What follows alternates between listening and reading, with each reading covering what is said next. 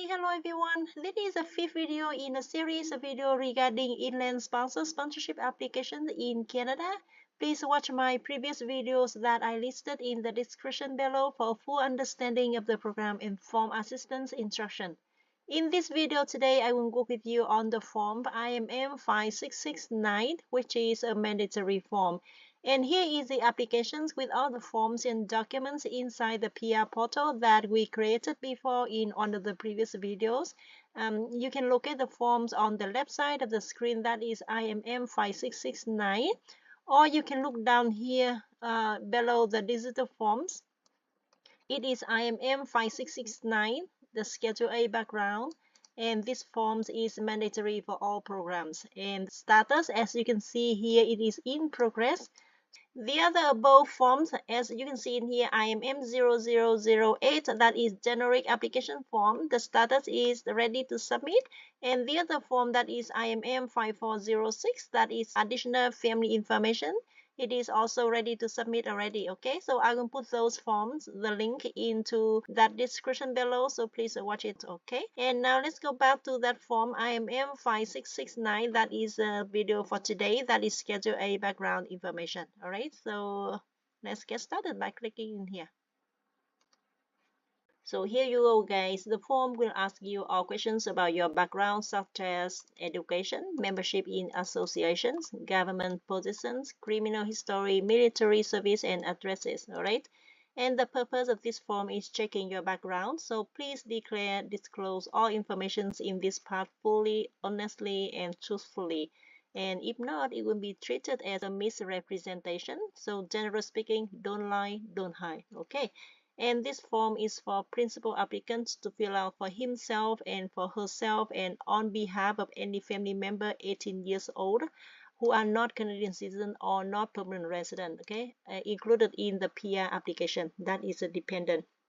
All right, and I'm pretty sure by now that you know who is dependent in your PR spousal sponsorship application. Let me remind you the info that I provided before by leading you to the definitions dependent in the spousal sponsorship program that I mentioned in the previous videos. Okay, and the child is considered to be a dependent child if that child is under 22 years old and they don't have a spouse or common law partner yet. Okay, and of course there's a special circumstance that the child depends on you financially before 22 and still depends on you because the mental and physical health conditions. All right, so for those situations, then those children will be treated as a dependent child. Okay, let's go back to the PR portal in here with the form, and you can see in here John Smith. That is only for John Smith because in his profile only him and the child 5 years old. That is why it's not coming up automatically in here below John Smith. However, if you have the child, dependent child, like over 18 years old, like let's say 19 years old, and then you add it in the profile. For example, let me get back to the profile. Okay, here is John Smith that I got before, and the dependent here we have only one child, that is John Smith. That is why it's 5 years old. That is why it's not showing up in the form. You can add the dependent here if you have a child like over 18 years old and included in the permanent resident. Okay, if not, then no need to. It's not coming up in the system for you to fill out. Like let's say if the dependent accompany you, like let's say no, because the child is decided to stay in the original country. Child, family name Smith, Patricia, and the date of birth. Okay, and then I save. That child is 19 years old. Okay, so in here you can see the new name in here, Patricia Smith. The date of birth is 2005.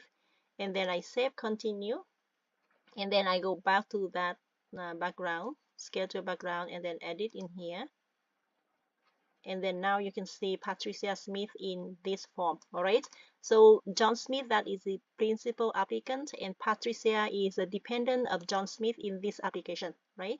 And then she is over 18 years old, so John Smith do it for himself, and then John Smith do the form for Patricia on her behalf as well. Okay, and but actually John Smith, the principal applicant, has only one child, 5 years old, so I will go back to that profile and then I remove the name of Patricia in the application so that we can continue with the form for John Smith. Okay, so now as you can see in here, only Peter Smith, and then I save and continue, and down here with that form I click on the edit, and then here you go, there's only John Smith. Okay, so in here for John Smith I click on edit. Okay, here you go, guys. There are 8 sections in the part. Please fill in all the information here correctly and don't hide anything in here, and don't leave blank in any part. Okay, and if any information does not apply to you, then you enter not applicable in here. All right, and the part 1 is the personal details. There is not much to explain in this part. The name in here pop up directly from the profile, and then the principal need to fill out this form. And if the principal applicant has any family member 18 years of age and older and included in the PR application, of course that person is not Canadian citizen or permanent resident, and then that principal applicant need to fill out the form for him or her on behalf. All right, in here you can see yourself that is a John Smith, and John Smith's name comes up from the profile for him, and then down here you can see the native language with a name. All right, if you have the keyboard in your language in your computer, then you type it in here. If not, you can use Google Translate, type your name and then select the name in your original language and then copy that for it. For example, in this case I chose Xiao Mei, that is the English name, and then Chinese name, and then I copy that and then put it back in that full name. Okay, now the birth information, it pop up directly from the profile. Okay, so you don't need to worry about this. If you need to revise the date of birth, then you can go back to the My Profile and then you correct the date of birth over there. Okay, and then the next, that is the personal details of your fathers and personal detail of your mothers. You will need to fill out all in here, and then after that you can save and continue. Okay.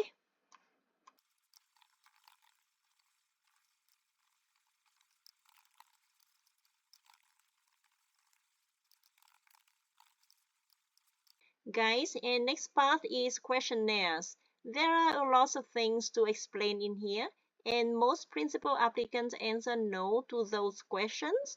However, please provide information in details, and again, don't hide or lie anything. It needs to be honest and truthful, all right? And the answer yes. If you answer yes in any of those questions in the part, and then you have to explain in here, in this little box down here, and also a letter of explanation if needed, because it needs more space to write down the detail. All right, let's start with number 1. Being convicted of a crime or offense in Canada for which a pardon has not been granted under the Criminal Act of Canada. In my case, I select no. Okay. Number 2, being convicted of or are currently charged with a trial or party of crimes or offense or subject of any criminal proceedings in any other countries or territory. My answer is no. Number 3, made previous claim for refugee protections in Canada or at a Canadian visa office abroad in any other countries or territories or with the United Nations High Commissioner for Refugees. No, I never made a claim before. Okay. Number 4, that is a very tricky one, and I want you to pay much attention on this question. These questions ask you if you have been refused a refugee status, an immigrant or permanent resident, or a visitor or temporary resident visa for Canada or any other countries or territory. Okay, and many people selected as no. Meanwhile, it should have been selected as yes, because their visitor visa was refused long ago, let's say 15 years ago. Okay, and then they thought that they don't need to declare anything in here. However, it is wrong. You must answer all the truth. It does not affect your sponsorship application for whatever reason, but it will be affected if you don't say the truth. All right, and it may be treated as misrepresentation. So let's say my visitor visa was refused many years ago in 2010. For example, I would select as yes, and then in the box, I enter the reason in here. For example, I put it in question 4. I applied for a visitor visa to Canada in July 1st, 2010 and was refused because it said I don't have the travel history to convince IRCC that I will be back after the conditions of visa. Okay, it's very simple. And then now, number five. Number five asks if you have been refused admission to or ordered to leave Canada or any other countries or territory. Okay, so this question means that when you came to Canada or any other country, let's say at the port of entry or at the border, and you were about to enter Canada or that specific country that you disclose here, but the officer, after checking your profile, they do not allow you to enter for some reason, and I don't know what it is. It could be security, it could be health, it could be finance, or it could be misrepresentation before. Okay, and they ask you to return to the original country or book a return flight back. In that case, you need to select yes and put the explanations in the box below. Okay, like for example in here. Here, question number 5. I was refused to enter United States of America on September 2nd, 2015 because I did not satisfy the officer questions on my sufficient finance in the bank. Okay, and if you need more space to write down the note for another question, then please put it in a sheet of paper and then label the file and upload it in the additional supporting document in here. And then down here you can see the others, and then you can select and put it in here. For example, in the case that I just explained for that form, and then you label the file as Smith Jones IMM 5669 dash letter of explanation. Okay, and then the officer will read that information explanation from you. Okay, so let's go back to the schedule A and then continue with the questions in here. And also, please do not confuse between question number 4 and question number 5. Okay, so number 4 is on a visa on paper, and number 5, that is admissions for physical body. All right, so don't be confused between that two questions. Okay, so number 6, they ask you if you have been involved in an act of genocide or a war crime or in the commission of a crime against humanity. In my case, no. So you select appropriately on your questions and answer in here. Okay, and then if you answer yes in one of those questions, then you need to explain in that box.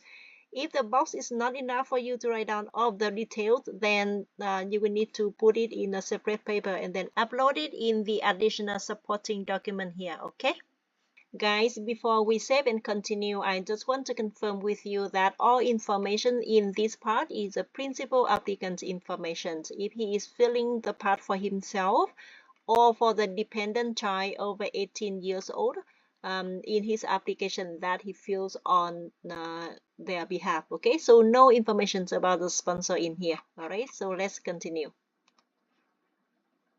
Okay, so this part is about the education, and in this part you will need to list the number of years in school from the most recent to the oldest. All right, and if you have no education, so just put it as 0, not applicable. But if you have some years of education, then please put it down in the boxes for the years. All right, and you also need to name off the secondary school and post-secondary schools in the part. Secondary school, it means the high school, all right? And post-secondary school, it means that any program after high school, all right? And for example, at university, college, or apprenticeship training, all right? And then in here, in the education, you need to put the most recent to the oldest, so from when to when, and in the name of institutions. If it is too long, then you can use abbreviations or its short name, and full name will be put in the explanation that we had before with the questionnaire in the previous page. For example, in that name that is very long, it has more than 24 characters, then you can shorten the name USH and then put the full name in the explanation that we had before. and then you upload it in here, additional supporting document in that others, okay, and then you can upload in here. Okay, I got it here already. So let's go back to that Schedule A to continue. So again, if you don't shorten the name, then you cannot save and continue to the next page, for example, in here. Okay, and then you don't see the save and continue, the blue one show up in here. All right, so you need to shorten the name. And the same is used to the other part, like in the type of certificate or diploma or in the field of study. Okay, normally at high school, that is a high school diploma, and the field of study is general studies. At college level, it will be diploma or certificate, and you select the field of study that was written on your diploma or on your certificate. And at university level, it will be a degree, and select the field of study that was written on your degree. Okay, you can add another educations in here if needed, and then after that you fill out all those informations in the part, and then you click on continue. Okay, so here is the part for personal history. And this part will cover the principal applicant's personal history in the past 10 years, or since the 18th birthday if it was less than 10 years ago. Start with the most recent activities, and the instruction here said that you do not leave any gaps in time. Okay, here. So basically, the principal applicant will need to provide what activities he or she did and where in the past 10 years, all right? In the past 10 years. And let's take an example. John Smith, the principal applicant, was born in 1990. So this year he will be 35 years old, 2025. He will need to provide his personal information backwards to 10 years or since 2015 to make up 10 years as requested. And in another scenario, if in 2025, John Smith is 25 years old, or it means that he was born in 2000, then he does not need to go back to 10 years ago or since the age of 15 to make up 10 years, but he can provide the info when he turned to 18, which was the year of 2018, or only 7 years as requested. In the case of real John Smith, the principal applicant, the information will be needed from September 2015 to present September 2025, all right? And John Smith came to Canada to see me in May 2025. So since May 2025 to present, he's not working or unemployed. The status is the visitor, okay? So I put in here from May 2025, May to present.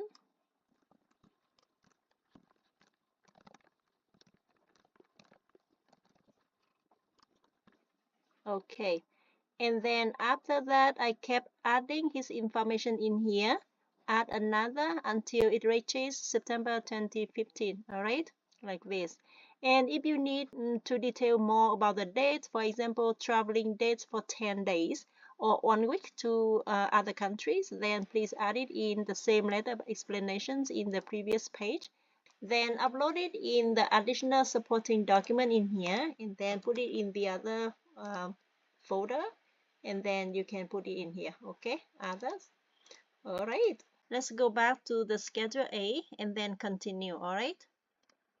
All right, so number 5, that is a membership and associations with organizations. And in this part, it asks what organizations that you have supported, been a member of, or been associated with. And then you indicate all in here with the name of organizations, type, activities, and the city and country. All right. And if you have nothing, then you write none and then save and continue. Okay.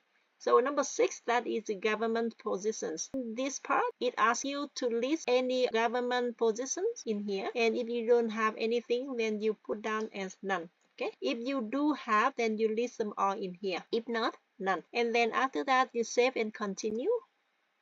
Okay, and then now number 7, that is military and paramilitary service. And in this part, you will need to provide complete details of military and paramilitary service for each of the countries in whose armed forces that you serve.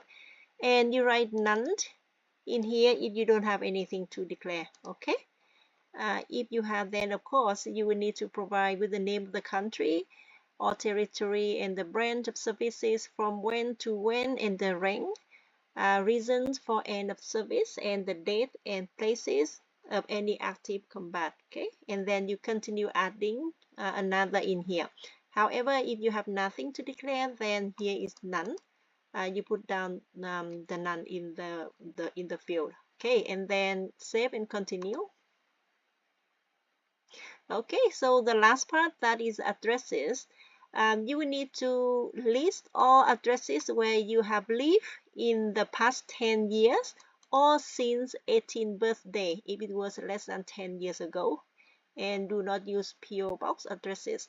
Okay, and in the case of John Smith, he will need to list all the addresses since 2015 until now 2025 September. All right, and then in here, as you can see, the time pop up in here because the current address in the profile, it indicates that his address is now at in Windsor, Ontario, because he comes to see his wife, which is me, the sponsor. And then that is why the present in here, September 2025, and he came to Canada in 2025 in May. So we just fill out the information in here. Okay, before May 2025, you will need to add another in here. All right, do not leave gaps in time. All right. After listing of the addresses in the past 10 years, then you click on save and continue. Okay, so we are done with that form, and then if you want to edit anything, you hit on the edit and then continue with editing. All right, and then now let's click on complete and return to application. All right, so as you can see in here on the screen, the IMM 5669, the status is now ready to submit. With the digital forms, you don't need to sign anything in here, okay? And if you want to edit the information inside the form IMM 5669, then you click on edit, and then from here you can click again on edit for John Smith. All right.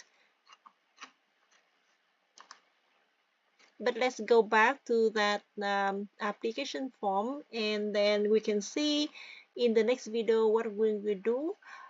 So guys, in the next video, I will work with you on the IMM 5562. That is a supplementary information or your travels.